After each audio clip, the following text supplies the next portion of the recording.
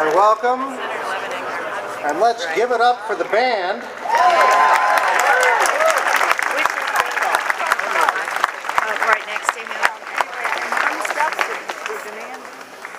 Which is called, if I pronounce it right, a Phantom From. It's a drum ensemble comprised from our own School of Music, Theater, and Dance percussion majors, along with our King Chavez Park's visiting professors, Kwasi Ampene, Ata Kofi, Lucas Kuma, and Kwame Owusu.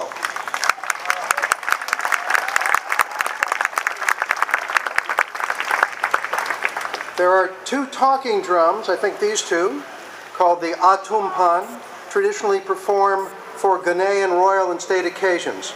Mr. Owusu is repeating what I say on the atumpan in the Twi language, I think.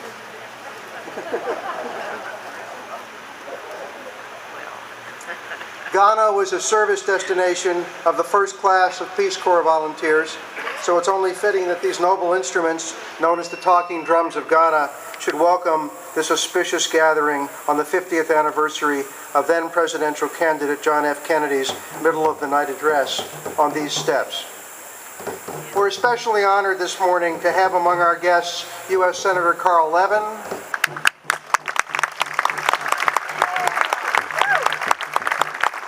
Congressman John Dingell and his wife Debbie Dingell,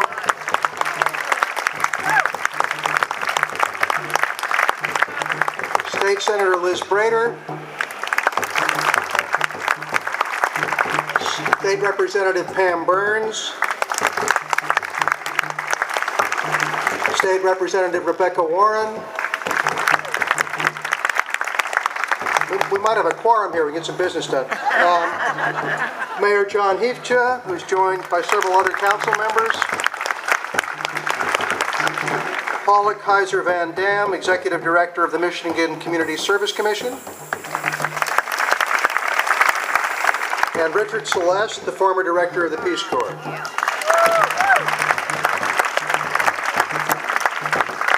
We also are pleased to have members of our Board of Regents, Julia Donovan Darlow of Ann Arbor, Denise Illich of Bingham Farms, Olivia Maynard of Goodrich, Andrea Fisher-Newman of Ann Arbor, Andrew Richner of Grosse Pointe Park, and Catherine White of Ann Arbor.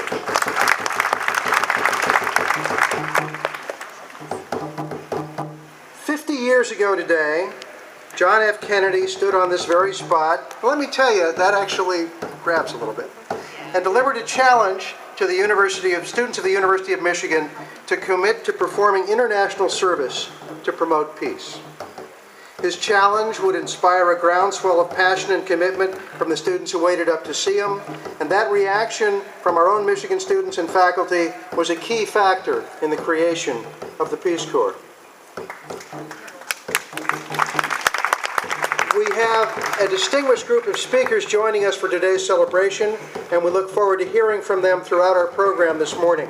They include Mrs. Marnie Devine, first cousin to President Kennedy, the Honorable Harris Wofford, former U.S. Senator and advisor to President Kennedy, the Honorable Jack Hood Vaughn, former U.S. Ambassador to Panama and Colombia and former Director of the Peace Corps, and the current Director of the Peace Corps, Aaron S. Williams. Now please join me in welcoming to the lectern the 13th President of the University of Michigan, Mary Sue Coleman, who has herself maintained the university's strong tradition of promoting participation in international service programs. Good morning, and welcome to this historic day at the University of Michigan. I want to extend a special greeting to the many Michigan alumni who have returned to campus to celebrate the creation of the Peace Corps and their commitment to serving others. I can still see and sense your enthusiasm for the experience that helped shape your lives. I want to acknowledge 4 special alumni for their critical contributions. Al Guskin and Judy Guskin. Right here, Al and Judy, stand up.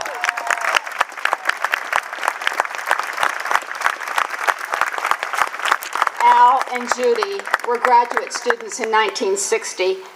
They answered John Kennedy's call to serve by rallying Michigan students to commit to a new era of engagement in all corners of the world. Tom Hayden and Regent Emeritus Phil Power, please stand. And Tom,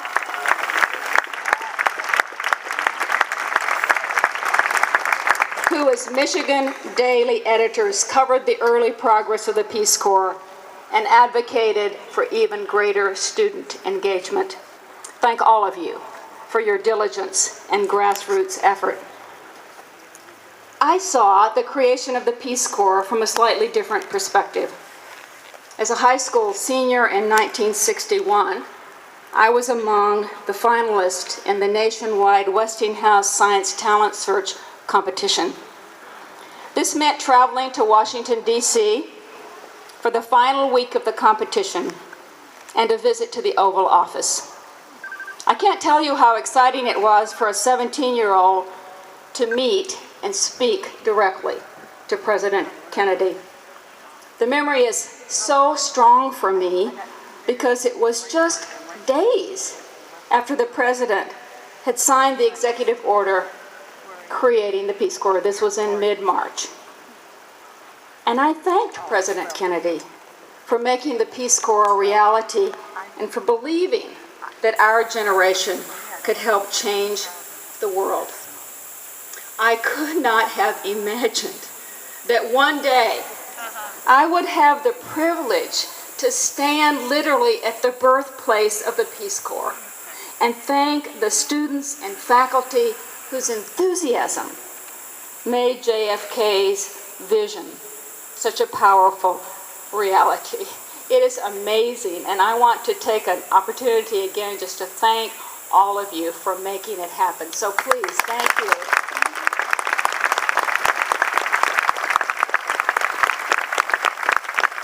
Public service is a hallmark of the University of Michigan. It is a value we encourage both in and out of the classroom. It is a legacy we celebrate with historic markers, such as those here at the Union and across the street behind you at the corner of State and South University. Most important, public service is what we do in our community, throughout our country, around the globe. It makes for a more prosperous civil world and fundamental to our commitment to the public good. Thank you again for believing in the Peace Corps. It is now my pleasure to introduce Julia Donovan-Darlow, Chair of the University of Michigan Board of Regents. Julia.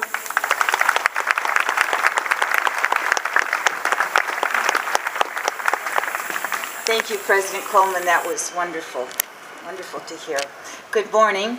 On behalf of the Board of Regents of the University, I am honored to welcome all of you, my fellow regents, elected officials, students, faculty, alumni, and in particular, the many University of Michigan returned Peace Corps volunteers who have come today for this historic celebration. Today, we do celebrate the bold vision of President John F. Kennedy and of the Michigan students and faculty who helped make his challenge a reality. Their vision is as powerful and important today as it was 50 years ago, perhaps even more so. We live in a world that is ever more connected by technology, transportation, communication, and the global economy, and we know that we must all continue to strive for greater understanding of each other. Global engagement among our students is essential, and it is increasing. More than 2,000 University of Michigan students are studying abroad for credit annually, and another 1,500 students and recent grads participate in other co-curricular educational programs. Our students are making extraordinary efforts in community service as well. More than 250 organizations on campus are devoted to service and social action, and the vast majority of our graduates have taken part in community service by the time they leave the university. One such U of M representative is pre-med student Stephen Weinberg, who spoke at 2 a.m. this morning here, and is here this morning, we understand, still. He founded an organization called We'll Work for Food, in which volunteers work in their own communities and ask people to sponsor their efforts with a donation, with the money raised going to fight childhood malnutrition abroad. The nonprofit has already raised thousands of dollars and has recently expanded to charters all across the country. That's one example, and there are dozens more. 50 years ago, JFK stood on these steps and he asked for help, and our students responded. We see that same dedication in today's students. inspired and ready to meet that challenge made 5 decades ago. We are very proud of all these students, past and present. We are very grateful to our former students for the service they have given, and we thank them sincerely. We are very excited about the commitments to service shown by our present students, and we encourage them enthusiastically. Thank you.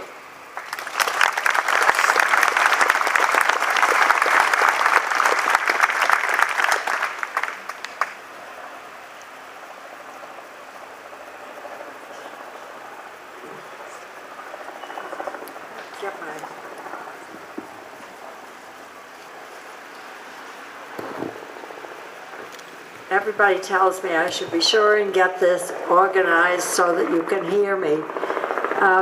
President Coleman, thank you so much for inviting me to be with you today and with this other distinguished group of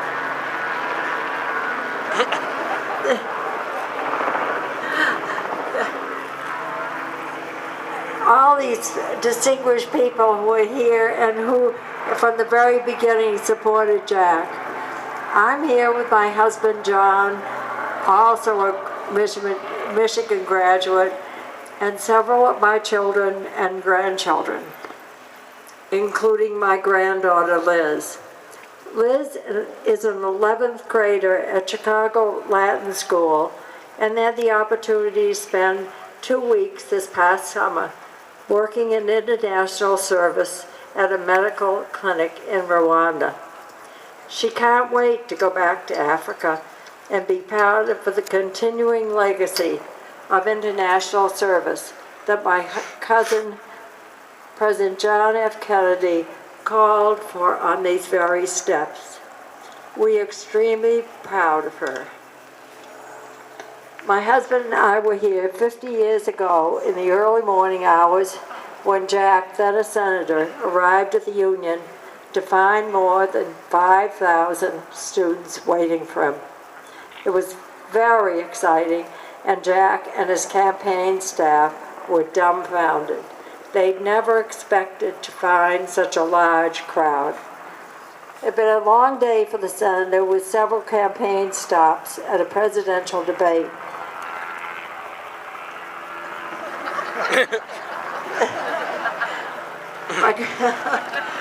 But coming upon so many visibly excited students buoyed this spirit. And so I wasn't surprised at all when he fed off that energy. It was at that time they challenged those students to commit to international service in the name of peace. We were all invigorated when he left the next day to embark on a whistle-stop tour across the state. Over the years, I was heartened to watch the University of Michigan community rally behind my cousin's idea and provide the support and enthusiasm needed to make it a reality.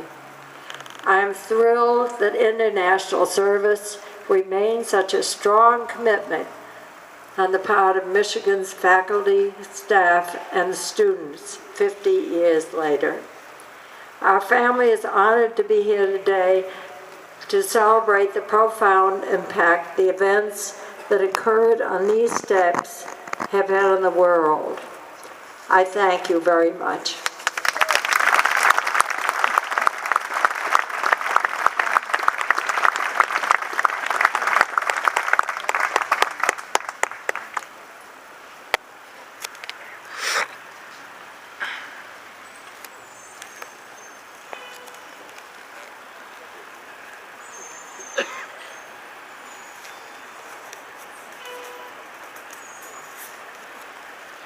Thank you, Marnie Devine. Your family should be happy today. And thank you, President Coleman. It's earlier than you think. You and I may still be able to join the Peace Corps.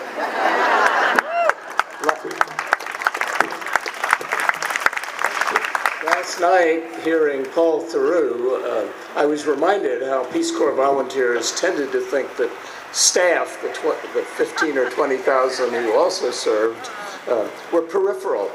Until, of course, a Jeep broke down 200 miles from Addis Ababa.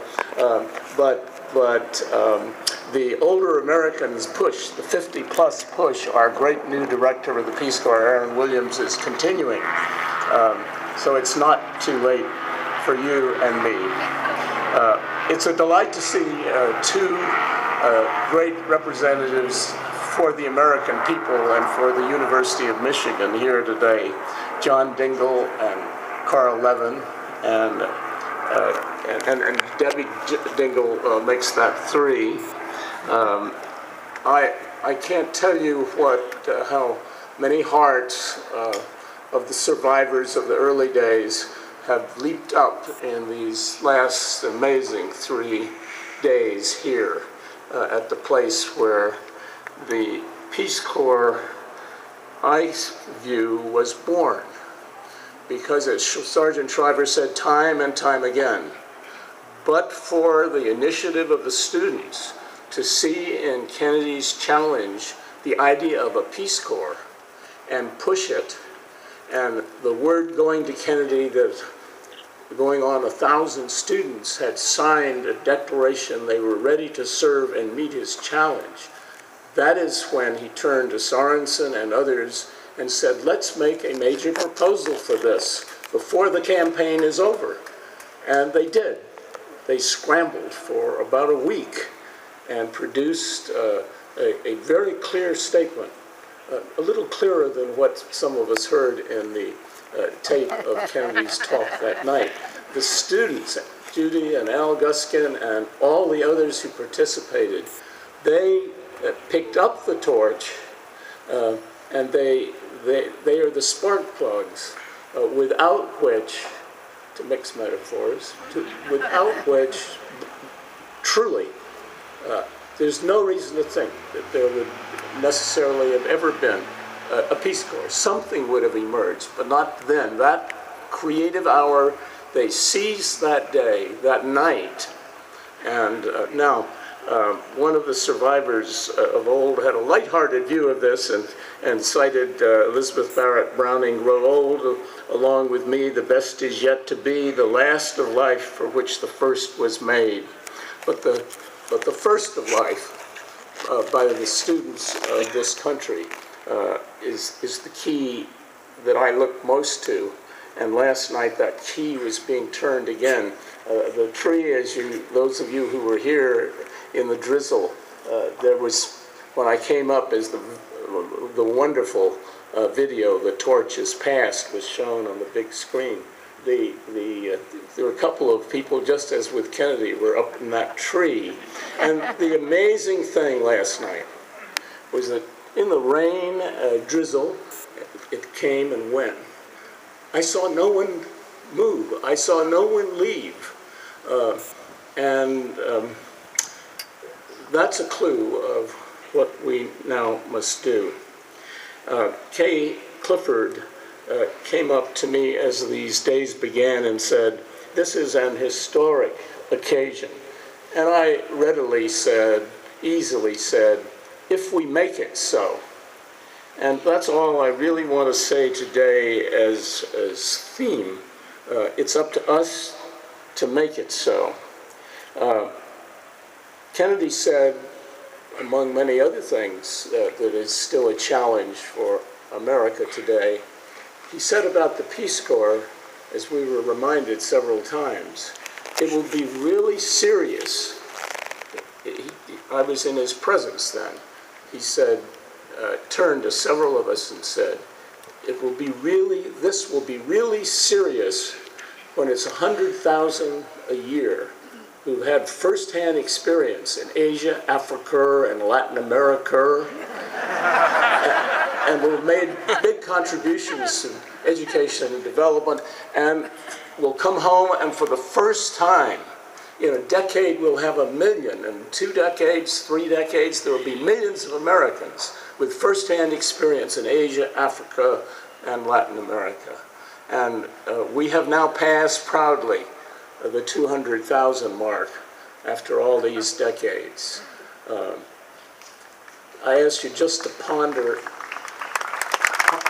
Yes. Celebrate the extraordinary experience of more than 200,000 people, if you include us staff.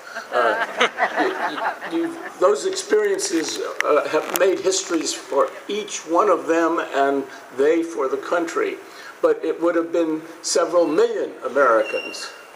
And I ask you to think what might have been different in our foreign policy this very day if those Peace Corps volunteers, if that opportunity had not been lost. So it's been 50 years, and the world still needs what the Peace Corps offered, maybe more than ever in its new complexity and new challenges. So let's get serious. Some of the clues of what to do have been given to us. One is join the new coalition that's committed one way or another with the doubling of the Peace Corps and the new Global Service Fellows to expand service before college, during college, after college, and for every age, so that we reach one way or another with new inventiveness, perhaps, alongside of the great model that the Peace Corps has proved to be. Let's see the 100,000 goal as a modest goal, and you can first begin by joining the Peace Corps. A second, easier way to begin would be to look at the new Our Service World web.org web that has just been launched on behalf of several hundred organizations. And then there is online a declaration of international service asking for a commitment to pursue that goal and sign that online. But better than that, in this time and place, the power of the university, its students, its faculty, its administration, its presidents, the power of universities to change the world, to move forward with this change, it was something that Sergeant Shriver and then Kennedy, who sent the report on the Peace Corps to, I don't need the note right now. I'm coming to the end. Not the end of pursuing that goal, but the end of preaching. Well, it's time for us to practice what we've been preaching these last few days. The last preaching is from the report, the original report from Shriver on what the Peace Corps should be, which Kennedy adopted, turned in a few days into the executive order, sent the message to Congress with the report, and in it says that wherever possible in the administration of the Peace Corps, by the way, it included Peace Corps volunteers serving in United Nations agencies, so it would be the beginning of a real international Peace Corps. It said, wherever feasible, the overseas projects themselves should be administered through colleges, universities, and other educational institutions. And they said, as a high education venture, the Peace Corps' proper carriers are our traditional institutions of higher education. It is time for American universities to become truly world universities. The Peace Corps will help them with this transformation. One of the watchwords of Sergeant Shriver was, we must be more inventive if we're going to do our duty. The power of this university sings through everything we've heard, and of the human beings that make up this great institution. So I'm perfectly ready to have the University of Michigan continue that leadership and show us how we can become inventive now to engage that power of American universities for the larger goals of the Peace Corps. I will tell my closing words will be those of Martin Buber, a great philosopher and political writer in the end, who had a vision of an Israel where he went to settle, of a land of Arab-Jewish brotherhood and cooperative economies, And when my wife and I visited him right after Kennedy's death on a trip to Israel, I quoted a line from his book Paths in Utopia, where he said, "That vision has been plowed under by the vicious circle of the Arab-Jewish struggle." But he said, "An idea that's right will come again when once more idea and fate meet in a creative hour." My realistic wife guffawed and said, from what I've seen around here on this trip, it's going to be a long, long time coming. And as we parted, he said to me, "I hope you realize how lucky you are to be married to a realist, because romantics need realists by their side." And he turned to my wife. She hated this story.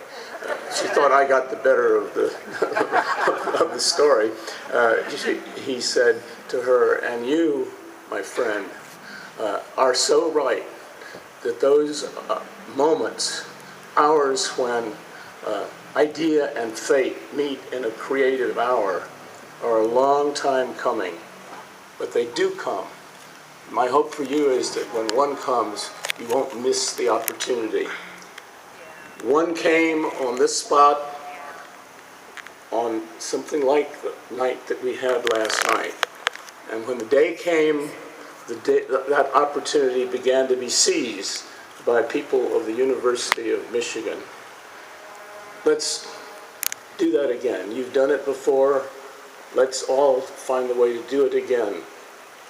Seize this opportunity. Carpe diem.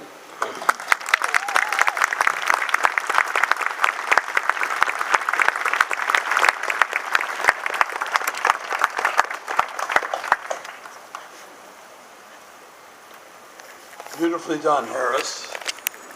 President Coleman, distinguished everybody. I go under about 24 alibis. I'm 91 years old and I've lived in 12 foreign countries. And I've probably seen more Peace Corps volunteers overseas than anybody. And the better for it. But my favorite introduction is the man who followed Sergeant Schreiber. But in actuality, most of my life I was a professional prize fighter. I was hired by Sergeant Schreiber because I was a professional prize fighter. That I had been in the ring with Sugar Ray Robinson and still spoke without stammering.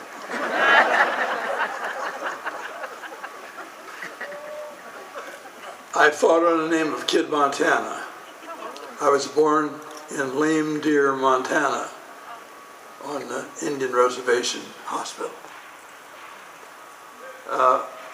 A person, I think, is known by where his heart is rather than where his home is. And my heart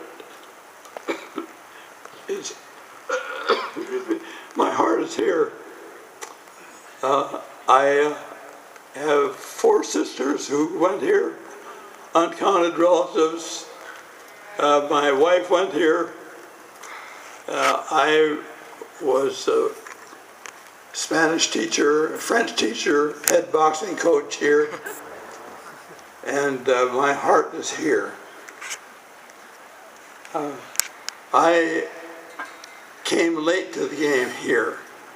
I was living in West Africa when the Peace Corps rumors started to come out, and found that I was in very hostile territory. I was the USAID director in Mauritania, Mali, Senegal, and Guinea. And I had many opportunities to talk to American diplomats and other bureaucrats when the rumors began to get louder about the possibility of Kennedy having something called the Peace Corps. So I took a little personal poll to try to find out what the reaction would be among the old pros, diplomats, to having a whole new wave of different kinds of diplomats, and there was not one single U.S. diplomat in all of West Africa who thought this was a good idea.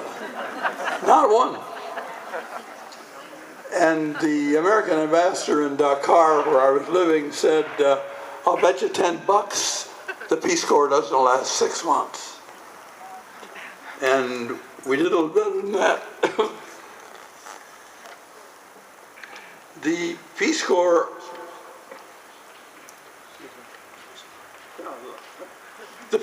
is also my home. And I have had this home in a more profound way than any other place I could possibly be. And even though I came late to the game, thank you, sir. In comparison to people like Harris Wofford, I was in Dakar when Sergeant Shriver came out with his young lawyer from USAID, and I found that successful politicians always travel with a lawyer. And Shriver talked to me for some time and offered me the job of regional director of Latin America, for Latin America of the Peace Corps, because I had lived most of my life in Latin America. I turned pro in Mexico under the name of Kid Montana, which is the name I've preferred all my life. So he offered me the job. And he got back to Washington and sent me a Dear John telegram saying, I just found out that you worked for USAID, which Shriver detested.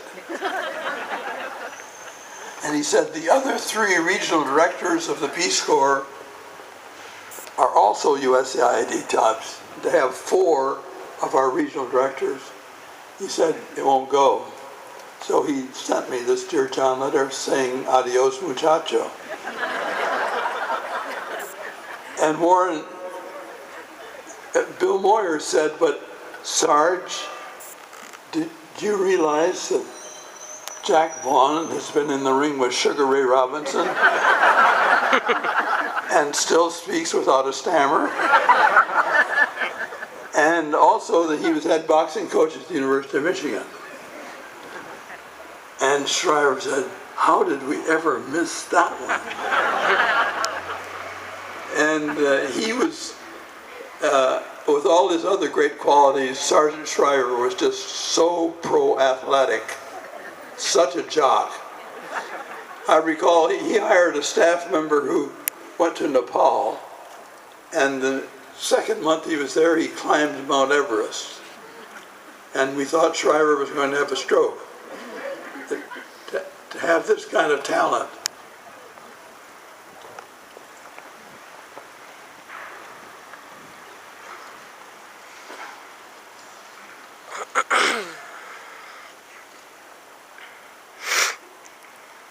I think that Sergeant Shriver and Jack Kennedy could not possibly have envisioned how broadly effective the Peace Corps would turn out to be. Not just while they were there as volunteers, but the second phase coming back, how important they would be across the board in changing attitudes and changing programs and adding different dimensions to bureaucracies and other things that had been done the same way for so long.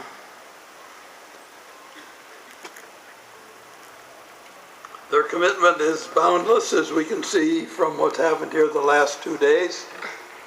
And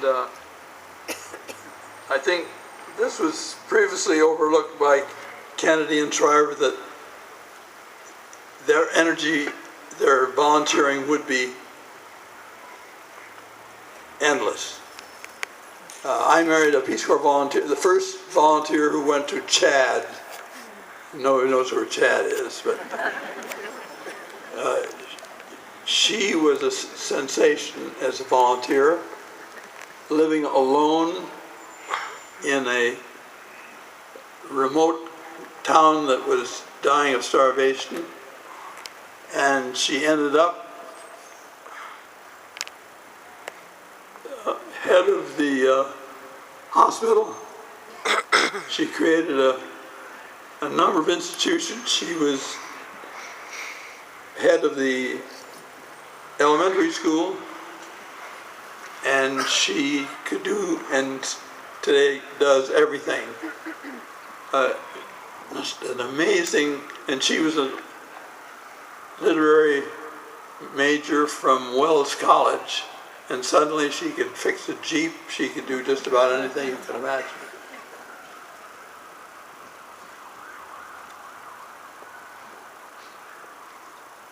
One of the things that Jack Kennedy did without knowing it, and he did instantly,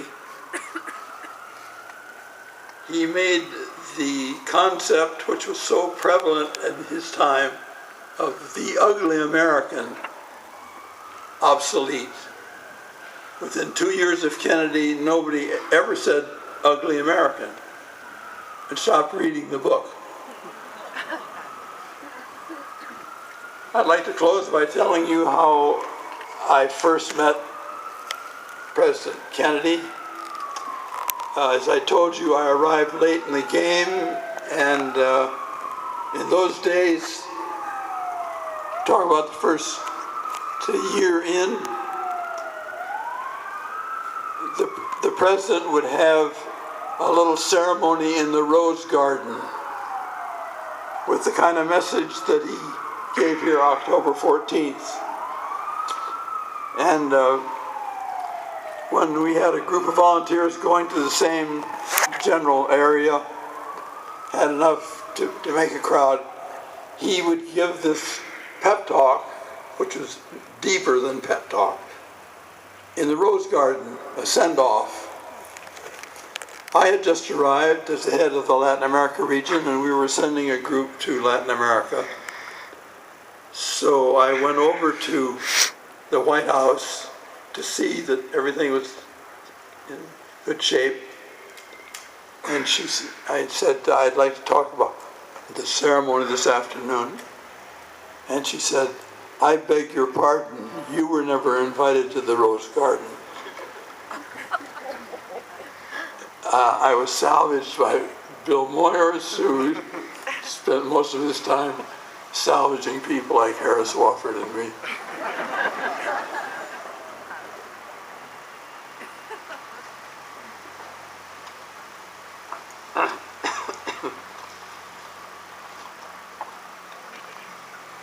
The last time I saw President Kennedy was in Bogota, Colombia, where I had been ambassador a little later.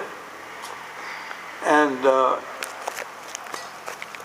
the crowd was overwhelming. I had never seen a crowd like that. 1,200,000 people. We were standing in the presidential balcony, getting ready for the photos and getting the sound right.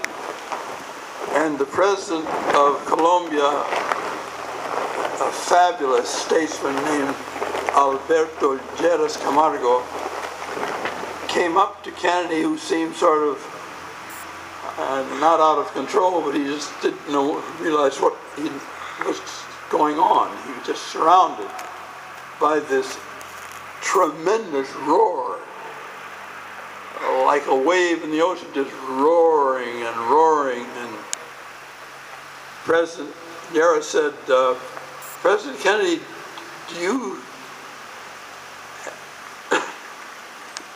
you have any idea what's going on here? What's causing this?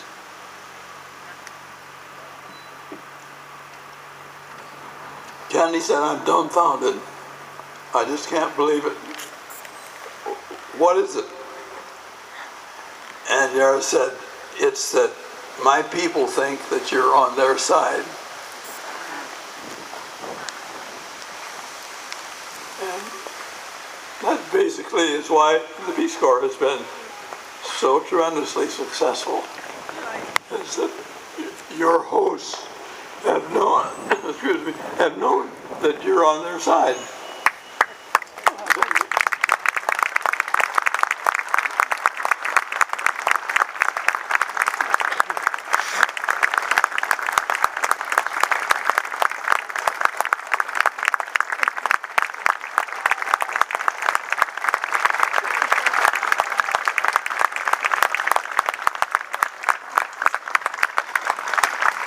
What an honor for me to follow Jack Vaughn. Jack Vaughn swore me in to the Peace Corps. I never imagined that today I'd be here. Thank you, Jack. You opened that door for me. I was here last night at 2 a.m., this morning at 2 a.m. It was just wonderful. It was glorious to celebrate the legacy of John F. Kennedy and to capture again the imagination and the spirit of this great university, University of Michigan, where it all started. You ignited that spark that electrified the world. It's also wonderful to see Senator Levin and Congressman Dingell here, great friends of the Peace Corps. Good to see you. Also, we have the distinguished Harris Wofford, who was right there side by side with that legendary dynamic leader, Sergeant Shriver, whose vision captured everybody's imagination. I want to thank President Coleman and the entire University of Michigan community for welcoming the Peace Corps family and hosting these wonderful events in honor of Kennedy's challenge 50 years ago. It was a daring challenge, and he said, "How many of you who are going to be doctors are willing to spend your days in Ghana?" The movement that began here in Ann Arbor went on to change the way America sees the world and the way the world sees our nation. In fact, I just got back from Ghana last week, where I met with dozens of the nearly 5,000 Americans who have served in that country since 1961. When the young men and women of Ghana won, the very first Peace Corps volunteers departed for Accra. The dream that was born here in Michigan lives on in a school for the deaf, where one volunteer I met is working to promote conservation, teach sustainable environmental practices, develop income-generating projects, and instruct students in computer technology in sign language. I met with another young woman who is working at a women's resource center, working to empower young women and educate youth in issues related to health and the environment. I also had the pleasure of celebrating the 80th birthday of a volunteer in Ghana, Dorothy, who remembers Kennedy's words and is honored to be fulfilling her life's dream. These volunteers and their work are a small part of the legacy of Kennedy's remarkable idea, sparked on these very steps where we are today. Today we begin to celebrate the Peace Corps' 50th anniversary and 50 years of promoting world peace and friendship. It's my distinct honor to represent the nearly 8,000 Peace Corps volunteers who are serving in 77 countries around the world. As Sergeant Shriver once said, the Peace Corps personifies our best qualities and deploys to the world the vision of what the United States stands for: generosity, compassion, integrity, flexibility, resourcefulness, and self-reliance. When it comes to commitment, Peace Corps volunteers just don't go the distance, they stay. They learn the language. Did you know that today Peace Corps trains in 250 different languages? In many cases, our volunteers acquire multiple languages in order to be effective in the communities where they serve. They live like their neighbors, they affect change on the ground. Volunteers represent all 50 states and a wide range of experience, from recent college graduates to seasoned professionals in their 30s, in their 40s, in their 50s, and also in their 80s. To me, our volunteers personify hope in a way that speaks to the core of our character. The idea that whether or not one individual can move a mountain, at least we have to try. And we don't have a moment to waste. It should make us all proud that in villages and communities all over the world, people tell stories about the Peace Corps volunteers who came and stayed, and in the process gave shape and meaning to that very important word that we love so much, America. Peace Corps volunteers share an enduring passion for service and an acute awareness of the challenges and opportunities in our interdependent world. Volunteers return to the United States as global citizens with leadership skills, language skills, technical skills, problem-solving skills, cross-cultural skills, and insights that position them well for careers across all industries and fields. It seems to me that these are exactly the kinds of skills our country needs to lead in these new times. That's why we're determined to keep finding and fielding the very best volunteers. Thousands of Michigan graduates have committed 2 years of their lives to local communities overseas, and thousands more will follow in their paths, I am sure. Americans are committed to public service and community development. Although we've come a long way since 1960, this journey is not complete. As long as there is suffering and strife in our world, we know that our work is not done. Kennedy's idea is timeless and as vibrant today as it was half a century ago. The passion, the hope, the empathy, and the enthusiasm which motivated volunteers in the 1960s still lives on today. And my great hope is that that vision will remain forever young, embodied in the idealism of the University of Michigan students and college students across our great country, in the spirit of older Americans too, who say, I have the rest of my life to rest. Right now is a good time to make a difference.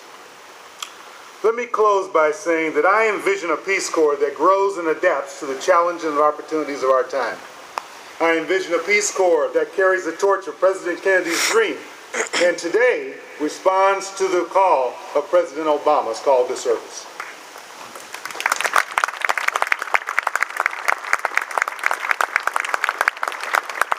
I envision a Peace Corps that is still going strong another 50 years from now and continues to capture the imagination of Americans who are committed to public service. Thank you so much. It's a pleasure to be with you today.